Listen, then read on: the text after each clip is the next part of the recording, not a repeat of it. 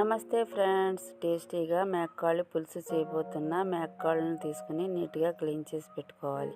మసాలాని గ్రైండ్ చేసి పెట్టుకోవాలి. ఆనియన్ కూడా గ్రైండ్ చేసి పెట్టుకోవాలి.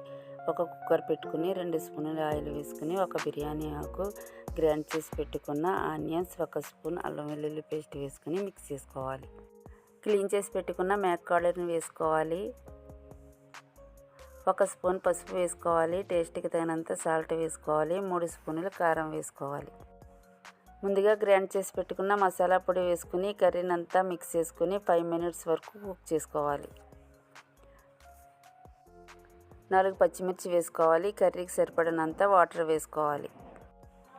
కుక్కర్ విజిల్ పెట్టుకుని 10 విజిల్స్ వచ్చే వరకు కుక్ చేసుకోవాలి. మటన్ అయితే బాగా ఉడికింది. ఇప్పుడు చింతపండు రసం వేసుకోవాలి.